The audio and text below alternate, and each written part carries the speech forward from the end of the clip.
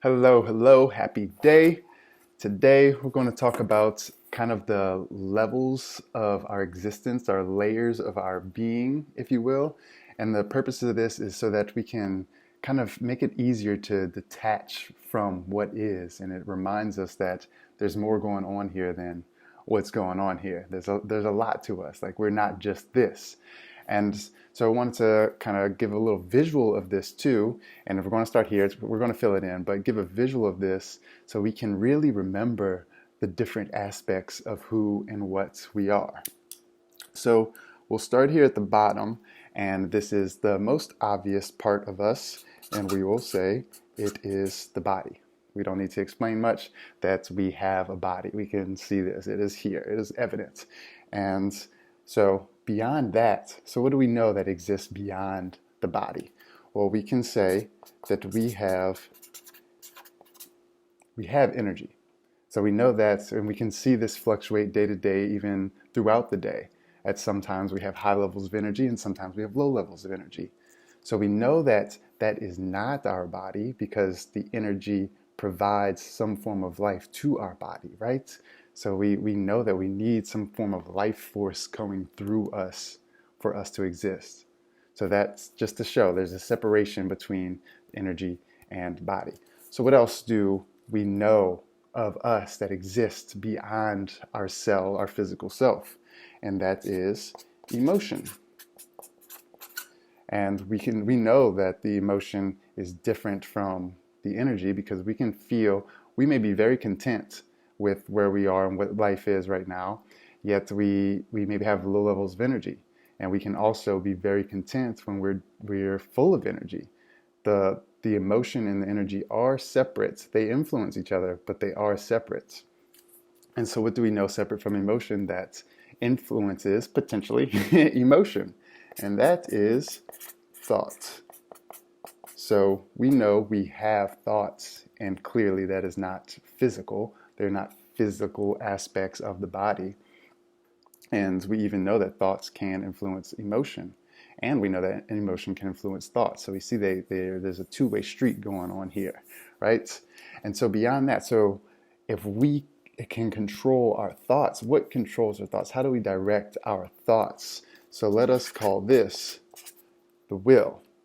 So we have the will to morph any kind of thought that we want, to direct our thought, to give our attention to that which we so desire. And if we are in control of our will, notice how we're saying that, we are in control of that. We are in control of these things. It's easy to see we can control our body, and we may notice ways that we can manipulate our energy. And this is what we challenge with, how we can control our emotion, but we know we can control our thoughts by way of our will. So what is doing this? Whose will is this? Who is the owner of these things? So we will then call this consciousness. Oh, yes. So we know that our consciousness has the ability to manipulate our will, to direct our thoughts. So we can see these different layers, these different aspects of this. So what we want to point out too is why we want to pay attention to just beyond what is here, because this, the body, connects us to the world. Let's call this Earth. Connects us to Earth, to the world. That was a W, I was going to write world, so just Earth. Get rid of that there. And so what about this? So we have to acknowledge that our consciousness is different. I have a consciousness, you have a consciousness. So therefore there are different consciousnesses. And so that must come from somewhere. So where did this come from? What is this connected to? If body is connected to physicality, what is consciousness connected to? So let us, for simplicity's sake, call this spirit. So this is connected to spirit. So what we want to point out here too is that this is the sweet spot, right? This is what we want to control, what we want to get, we want to master. We all want to feel better some kind of way. We want to feel connected with people. We want to feel that our life is worth living. We want to feel wanted. We want to feel love. We want to feel satisfaction. And so we need to recognize these different layers of who we are, because we so often get caught up in the physicality, and we think that the physicality is a dictator of how we feel. The physicality should determine what our emotional state is. But there's so much more going on here than just physicality. Why would we allow this to dictate who and what and how we feel about ourselves? And so what we want to remember is that there's these higher levels of who we are, these higher aspects of what we want to tap into, so that this isn't determining how we feel, but that this, when we remember that we are that pure potential positive energy, that we are the divine essence that resides within us, that we have access to that, we can allow that, even just thinking of that right now, thinking of that allows emotion to feel better. It allows us to kind of satisfy ourselves to say, oh yeah, it's not just about this job here. It's not just about that relationship there. There's so much more of me that determines how I can feel about myself. And when I can remember that I have this infinite potential within me, that can feel a little better. And so we speak of how we get to this and how we connect to that.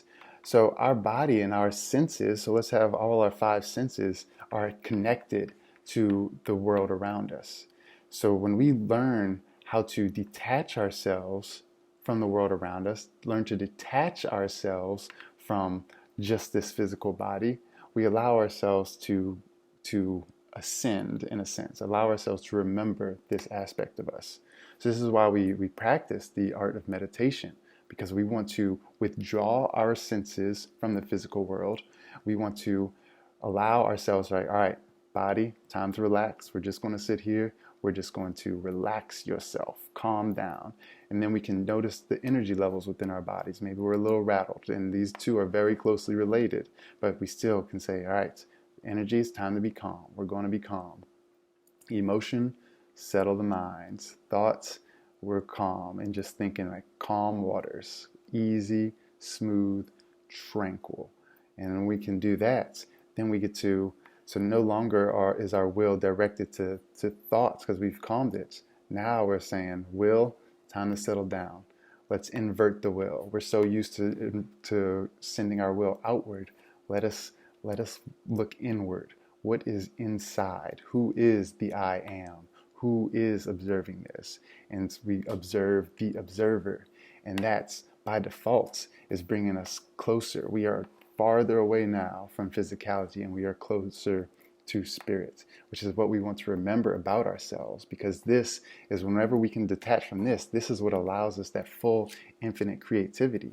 We have to be able to forget that there's so much more than what our current circumstances are that allow us to remember, yes, I am a creative being. Yes, I do have the creative power within me. Yes, I do have access to the same power that allows me to live. The same life force that runs through me and allows my body to survive is the same life force I have access to create with my mind, to create and to tap into the purity, the divinity, the calmness that we want.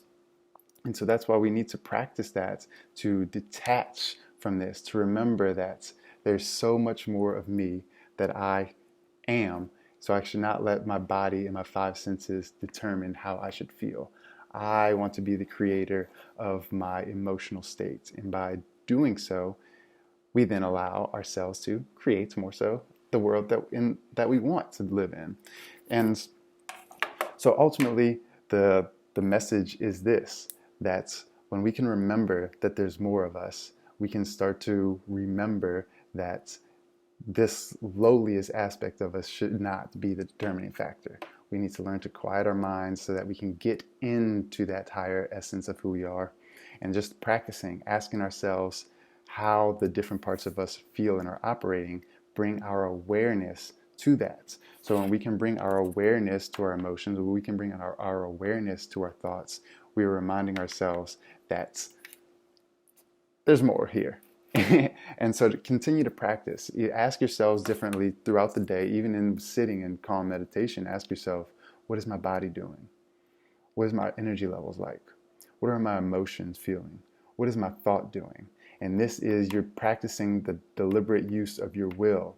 You are strengthening your will muscle, if you will, if you will, by directing it towards different aspects of you. Rather than it just being out here, you are directing it to different aspects of you, which is in turn allowing, as the awareness of that aspect of you grows, you are able to control, in a sense, you are able to harmonize with that aspect of you, so that's in the end you are in ultimate control, because that's what we're here to remember, right? That we have complete dominion over this, and we have to get it over our physical selves first, get it over our energy, our emotion, our thoughts, our will first. And our will is our warrior, our will is our friend, and we just have to remember how to direct that in a way that frees us, so that we can feel the liberation that we all seek. I hope this kind of points in the right direction, and I hope that you are practicing a form of meditation that allows you to free yourself from this physical world, so that you can connect with that internal spiritual world that we need to remember, that is so vital to our existence. Talk to you soon.